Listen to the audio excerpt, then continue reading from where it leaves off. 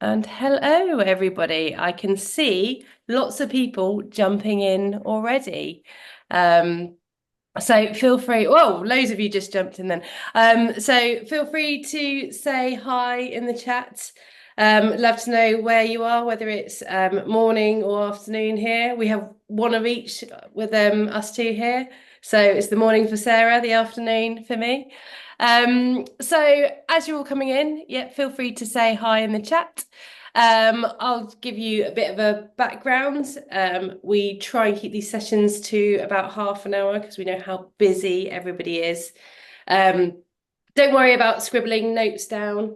I will send you a recording of this tomorrow and Sarah's presentation and any notes that you might need. So just sit back and take it in. Feel free to chat, ask questions as you go along. We'll answer some as we go along and some at the end. Hi, Shamel. Nice for you to say hi. Oh, from Singapore. Yeah, I'd love to know where you all are. I'm in Brighton. Sarah, you're Boston. Was it Boston? I forgot because I was talking about your holiday the other day. I'm just outside of New York in New Oh. Jersey. Atlanta there as well.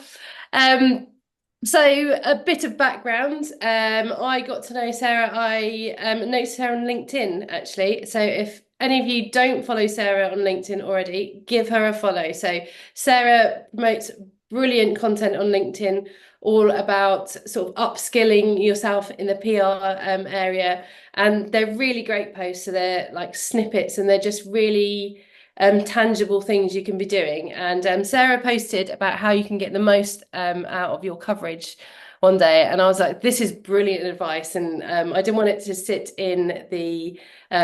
just in that blog post. So I said, "Sarah, will you come and do a webinar with me?" And she said yes, and here we are. So I'll hand over to Sarah in a minute, and she'll be talking all about how to make the most of your PR coverage. She'll be taking the bulk of the presentation. I'll jump in at the end and I'll just show you, for everyone who's got their CoverageBook accounts, how you can do that within CoverageBook. Just some hints and tips of ways you might not have used CoverageBook before to do some of the things that Sarah mentions. And then at the end, we've got a bit of time left to do a bit of a Q&A. So yeah, feel free to ask questions as you go along or save them to the end. We can do both. So I think I've covered everything. I shall hand over to you now, Sarah.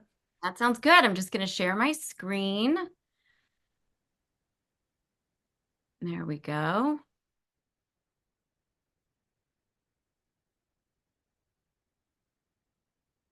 Got it. Can everybody see that okay? Yes. Okay, great. Well, I will dive right in here. I just wanted to, oh, sorry, I thought I was at the front and I'm not. I want to thank Laura and CoverageBook for having me here. Thanks, everybody. I see a lot of familiar faces. Thanks so much, everyone, for joining. I know that we're here to learn a lot about how we can maximize the ROI from our media coverage. I think a lot of people, including me in the beginning, felt like when you're doing media relations, the goal is to get the coverage. The goal is to get the clip. You've spent so much time researching the reporter, finding the story, pitching the reporter, getting the coverage, lining up the interviews.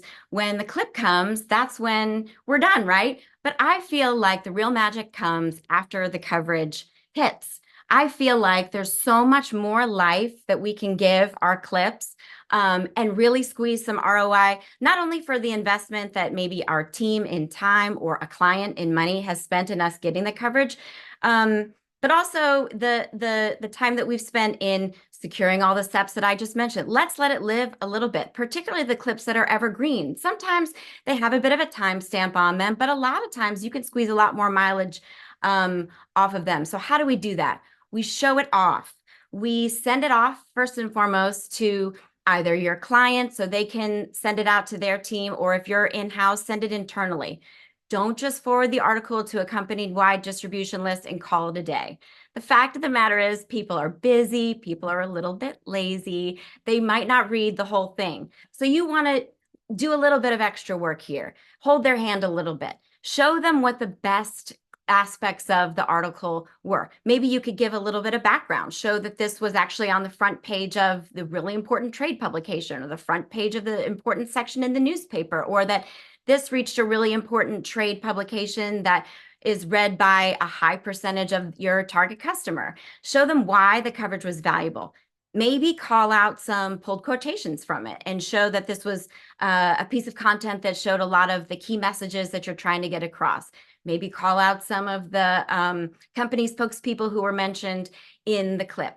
Make sure you do a little bit of extra work here. That will really pay off, because if you just paste the link in, if you just paste the text of the clip in, it might not get read and all your work won't really be maximized. So call out those quotes and see if you can get other departments to leverage it to the hilt. Maybe you can give it to somebody in human resources so they can use it as a recruiting tool. Maybe you can give it to your sales team so they can use it in their next sales mission or in a trade show booth. We do want to make sure that we're respecting all of the rights and regulations in whatever market you might be in or whatever market the clip might be coming from. There are some usage rights you want to be mindful of, but whatever you can do to maximize it, do it.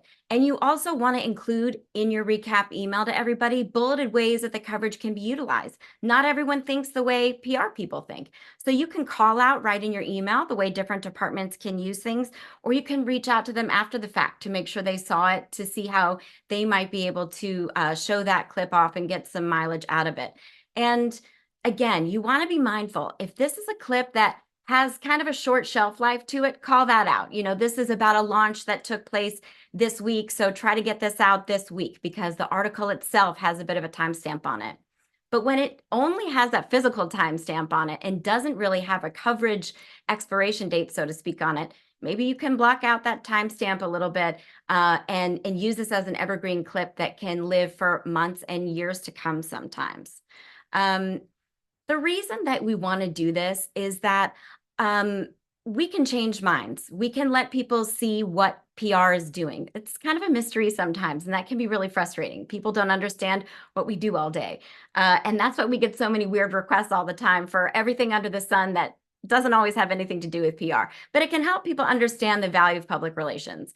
It can justify additional funding for public relations, whether for your department or if you're on the agency side of things, for your team to get additional funding. You can raise morale. If you send something that talks about the great work that's being done by your company and you send it in a company-wide distribution email, everybody feels good about the company that you're working for, the work that you're doing. They see that it's getting some national attention or some attention within the industry. And that's motivating to people. They feel like they're a part of something larger than their small piece of it. And they see how everyone's hard work is kind of laddering back to things that matter. Add sparkle in recruiting to recruiting and sales efforts, as I mentioned.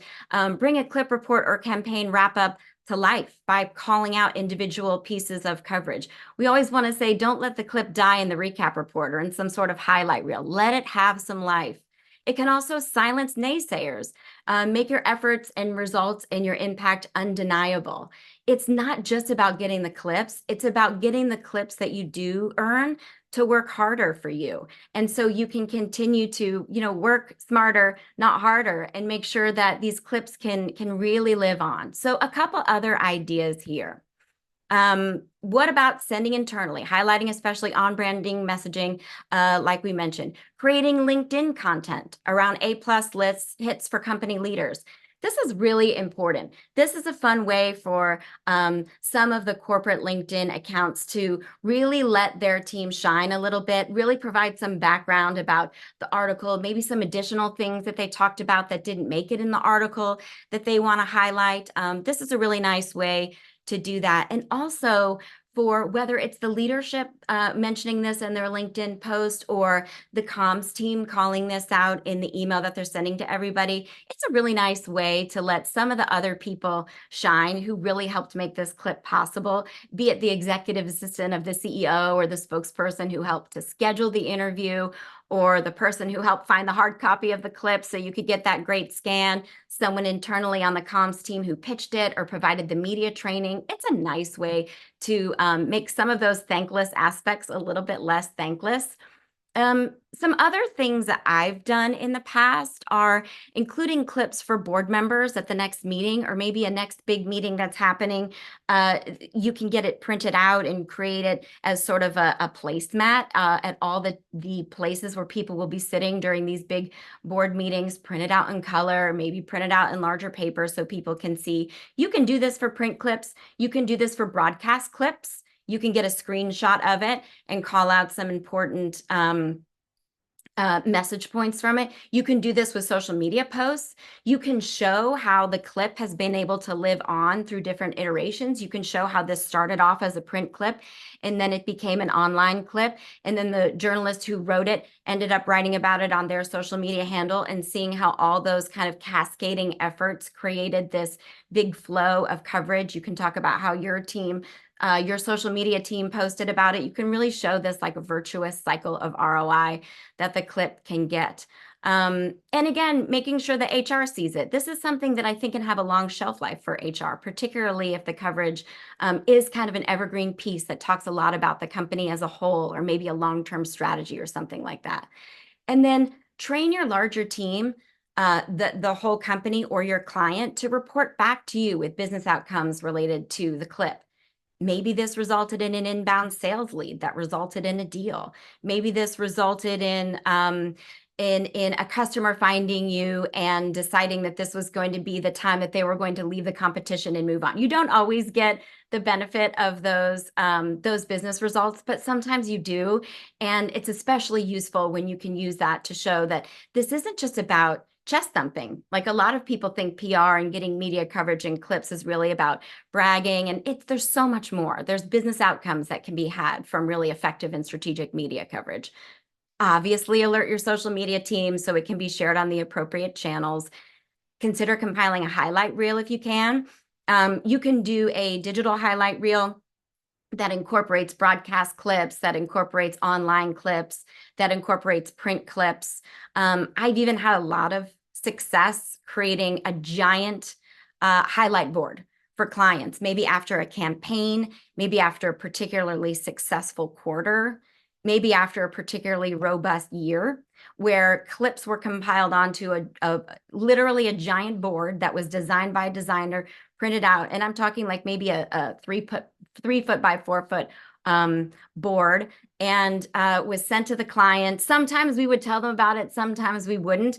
And they would often get this like lovely surprise, this giant package. This is something that they can trot out at their meetings, having a backdrop. This is something they can put in the lobby. This is something they can just have as a nice little backdrop for, again, a board meeting or some sort of sales meeting. This is something that sometimes just lives in the PR office so people can see, look at the totality of all of our work. So this is an example of a coverage highlight board that was made on a project that I worked on last year. This is what I mean. This is a giant collage of clips. Sometimes just the totality of the clips itself is enough to speak for itself, to the magnitude, the diversity of clips, the wide breadth of coverage angles that were included, but also the you can use this as an example to pull out different mastheads, different pulled quotations, again, from spokespeople, to show all the different types of ROI that was gotten. So it's not just message points, maybe it's visuals, maybe you can also show how far-reaching the coverage was and how dominant it was in the print clip. I'm showing here also an example of how this can be done in CoverageBook. This is a highlight board that was generated through CoverageBook, through the clips that were reported in through the tools there. This is a really nice way to merchandise clips in their totality. This is a great way to show, as you can see, videos. So this is dynamic. You can click on it and launch the video. This is a great way to send this via email. So it's not just a static piece. And it's done for you in real time at the push of a button, so you don't have to hire a designer. So there's lots of different ways that you can merchandise the coverage here and show it off and make sure that people can continue to see the value and the excitement that PR can generate for an internal team.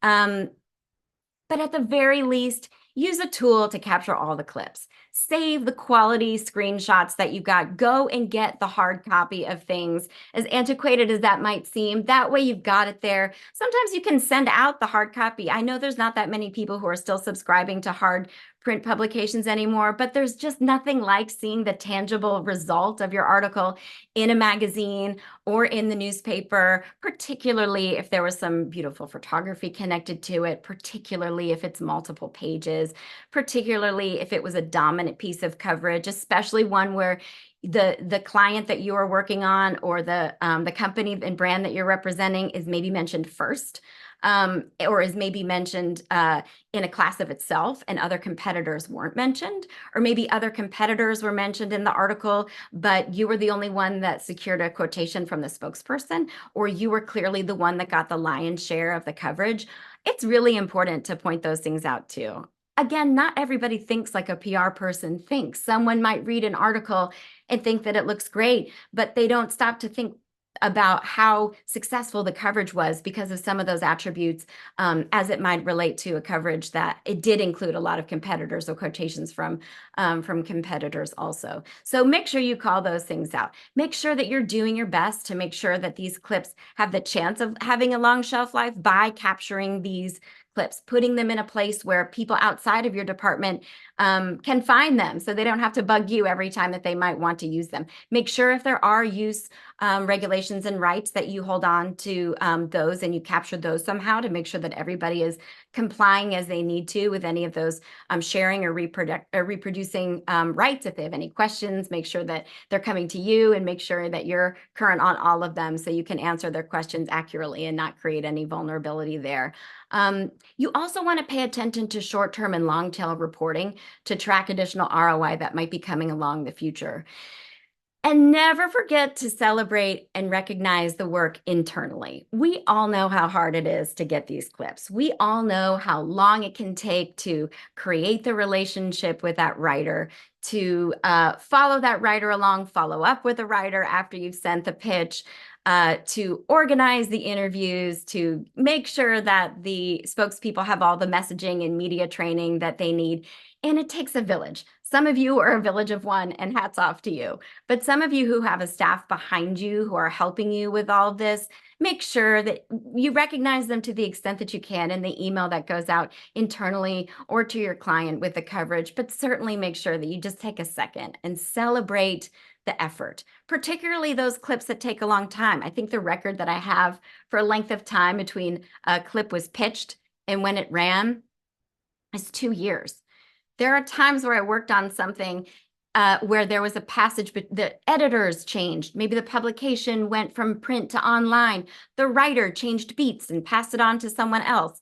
It takes a really long time for some of this coverage to generate, and it's really important to take a step back and celebrate the wins when they come. Celebrate everybody who is involved, be it research, be it scheduling, be it media training, because we work so hard to get all the coverage. So we really want to make sure that we do all that we can to give it a really long life and make sure that everybody understands who is behind it, what can be done with it, and some creative ways that you can really use the coverage and make sure that everybody can get just as much ROI out of it as they possibly can. I'm going to turn it over to Laura now, who's going to talk specifically about how CoverageBook can help you with this process. So over to you, Laura. Thank you very much, Sarah. You're so true there. Some pieces of coverage, I think sometimes it's it's an educational aspect as well for the people that you're showing the coverage of how Yeah. hard it is. You didn't just pay for it. And I love that idea of a timeline. Um, so I'm just going to quickly share my screen now. So I'm going to jump in now and take some of the ideas that Sarah's just spoken you through and say how you can practically do this within CoverageBook. So little areas of the tool that might be useful in trying to showcase some of the areas that she said. And then after that, if you've got any questions, we've got a bit of time for a Q&A. So I'm going to start by looking at the piece of coverage itself. So this is your CoverageBook in the sort of edit screen. So first of all, Sarah mentioned pulling out quotes. So down the side here, you can add comments, and it's really good. Some pieces that say like this had this quote in it or this spokesperson in it. Pay attention to this part. So you can pull some quotes here, so it's right next to the piece of coverage. But what you can also do is you can edit the screen grab within the tool, and you can change the image frame. So, for instance, say this was a very small, but you're spokesperson and you wanted to highlight this part is far more relevant. You can change the screen grab so it looks like that. And then there you go. When they get to this piece, they'll see the piece that's most relevant for them. They can still click through to this full piece, but now you've got a piece that's changed, that we've got the key message here and the key bit part that they're most interested in here. But you can do more. So make sure you've got the key bits highlighted. And my little bar's in the way to move around. So once we sort of move out a bit, you can see all the highlights here. So just click on a star to star your main highlights. Where have I put the bar? It's always in the way. Let's pop you down there. So what else can we do? So have a look at the overview. So now I mentioned having your key highlighted bits, put the stars in, so that the beginning of your report. But did you know you can always pull it around? So say this piece that we've now changed is the best part. You can pull it so it's the first highlighted piece of coverage they see in the report. So when you're going to share it, if they just scan through it and if they just look at one piece of coverage, they'll click at this piece. We've pulled out the quote and we've changed the screenshot, so it's something that you'd want to see. But the best reports, I think, are the ones that have sort of more slides. And this is where you can really bring to life some of the things that sort of Sarah spoke about. So you can use slides, you can create a slide and you can pull some of the quotes just into the slide. So if they don't go directly in it, you can pull it here. But you can use these slides for so many of the things that Sarah said. So to add a slide, if you don't know already, just click add slides and analysis, create a slide. Maybe you want to list all of the best publications that you got coverage in from that report. Again, in case they don't go through it and they just see the slides, you might want to do that. As Sarah mentioned, you could have a timeline. So you could create yourself a graph of how long this piece of coverage took to create, and just start bringing some of how hard it has been to life, what publications you've pitched to. Sometimes I see lists of all the publications we've pitched to, and these are the ones we got coverage on. So it shows not every publication you pitch to gets a piece of coverage. But there's just so much you can do within the slides at the beginning of the report, and you can move them around. So yeah, you can pop the slides in here, you can move them around. You can also pop slides at the beginning of each of your sections. So just I'd say if you're going to take one thing, make the most of all the slides just to tell that story. There's a few other things you can do as well. Sarah mentioned having different books for different teams. You might want the sales team. A little hidden fact in CoverageBook, which I think not everybody knows, is once you've got your report looking exactly how you want, press here. You can just copy the report. You can copy it with the coverage. I'm going to pop it into my book. Oh, I'll just leave it here for a second, actually. I'll pop it in there, and then you can see you've got a copy of it coming through here. Now, what you can do about this is then you can then pull the section to the top. So if you've got your coverage organized, say, by online, offline, and social, why not make a separate team for the social team? Pop the social coverage to the top. You might want to change the highlights. So the highlights are all the social pieces. Change a couple of the beginning slides. And just like that, within a few seconds, you've got a report that will speak more to that team. Or again, with the sales team, just a few moving around of things, just a few change of the slides. And now you've got a report that will talk directly to them. And they're more likely to read with it and more likely to engage with it. So it just takes a few seconds to sort of share that report like that. Next, me and Sarah were talking about the third factor. So I know Sarah was talking about where you can have something very physical, tangible. We promote probably share the online share link as the most common way to share reports because they are tangible. But if you do have a meeting, I'd have a think about downloading the report, finding a printer. They can be hard to find nowadays.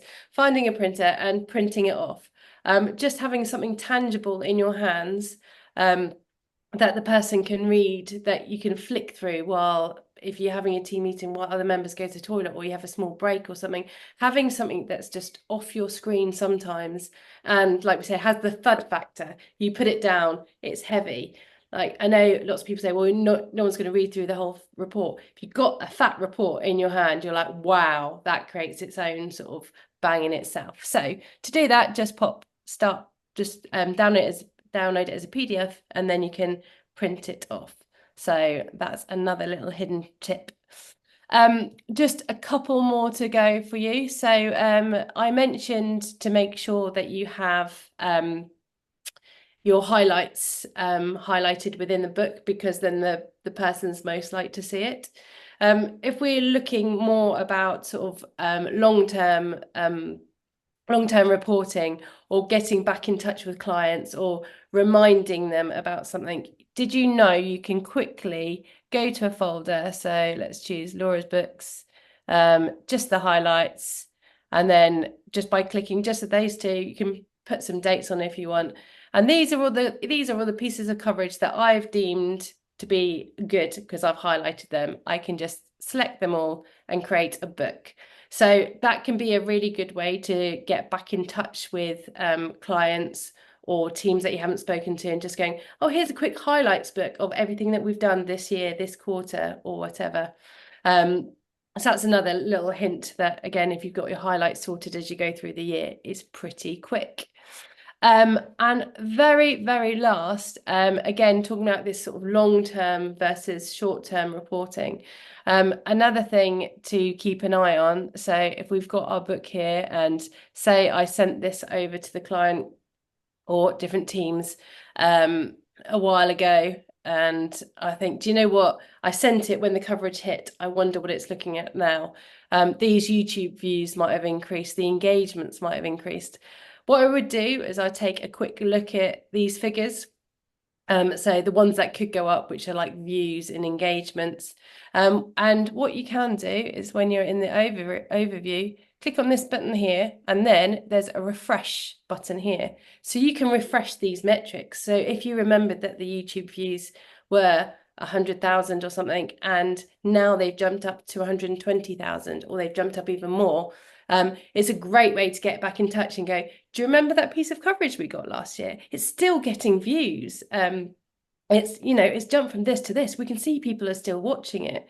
You can then move more campaigns from that if you wanted to, and go, do you know what? Then we should do more things like this. This video is just still getting views, or these campaigns there's still engagements happening. They're still increasing.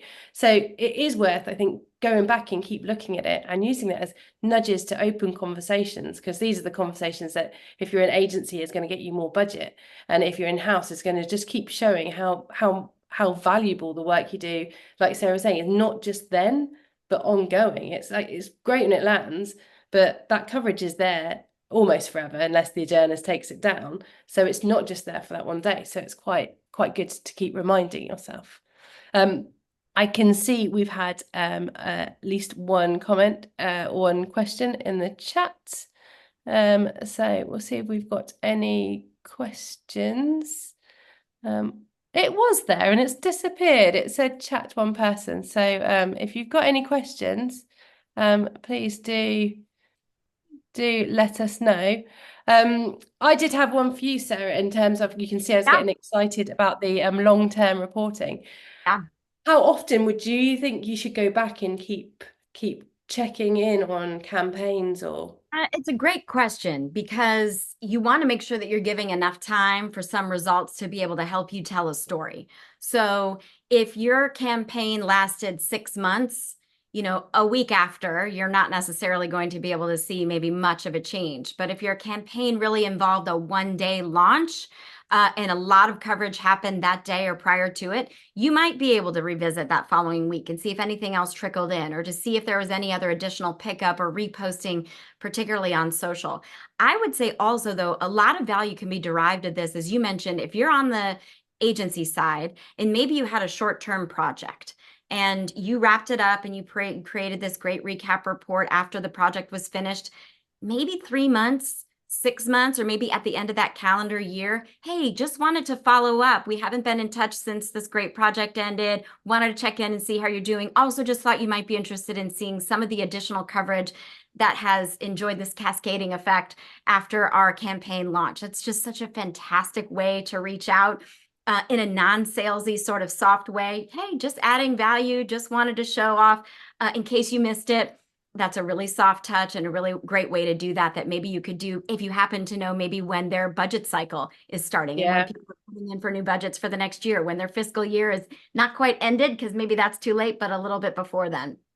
Or when they've got a little bit of budgets to use up. I always find near Right. the end Here, of the yes. year as well, Yes. you've got some budgets to use up, like, and you Yeah, can show impact then. Um, exactly. I don't think we've had any more questions in, but oh, we're dead on 4:30 anyway. If anybody does have any more questions, feel free to email through to me, laurajoint@coveragebook.com, or Sarah, do you want to say your email address as well? Sure. It's S Kisco Hirsch at typeaeveryday.com. You can also find me on LinkedIn. Perfect. And lots of people saying good reminders, creative approaches, some nice comments coming in, some nice hints and tips. Thank you everyone for your nice comments. I will, as promised, I will send an email out tomorrow. I'll include a recording of this and Sarah's video, Sarah's presentation. And hope to see you soon on another webinar. So I hope you all have a lovely rest of your day, whether it's starting, ending, or in the middle. Yeah, thank you very much for joining. See Thanks, you. everybody. Thanks, Laura.